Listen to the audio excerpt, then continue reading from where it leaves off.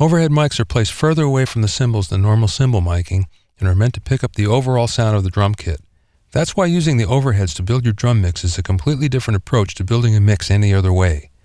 In this movie, I'll show you when this method is possible and how it's done.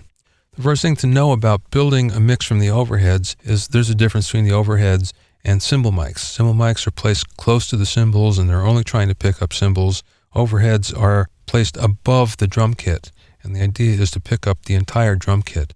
And usually this depends upon the sound of the room and how big the room is. The bigger the room, the better this works. So sometimes this will work great, other times it won't. If you have a small room and you try to do overheads, the reflections from the ceiling sometimes can just make it sound bad. So just the fact that you place the mics over the drum kit won't necessarily mean that it will sound great. The first thing we're going to do is we're going to bring the left overhead up until the master mix meters read about -10 or so.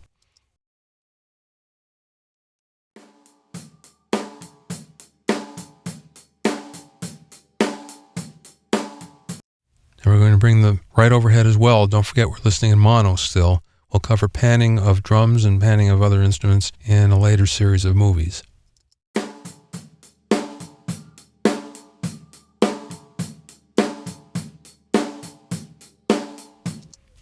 Now from here on in, every time we bring a piece of the drum kit in, what we're trying to do is make it sound more defined. We're not necessarily trying to put it out in front of the overhead sound, we're just trying to make that particular piece of the drum kit more defined sounding.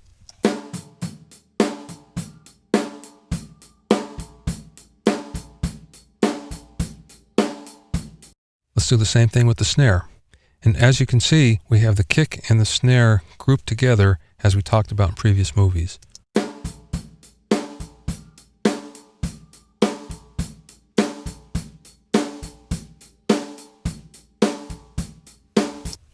Next thing is we're going to bring the toms in. In order for us to do that, we have to go to a place in the song that has some tom fills.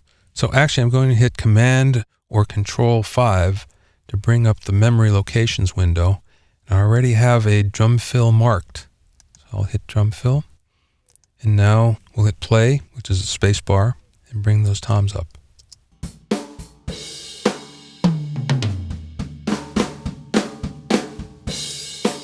Let's hear it again.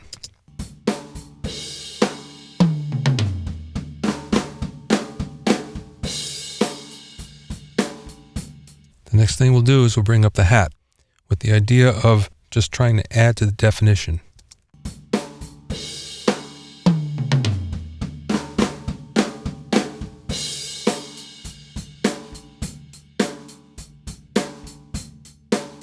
Finally, we'll bring the room channel up.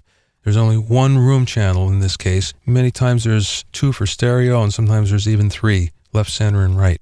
And the idea here is it's going to add to the ambience and it's going to add a little bit to the glue. But again, we'll just bring it up enough that we can hear it.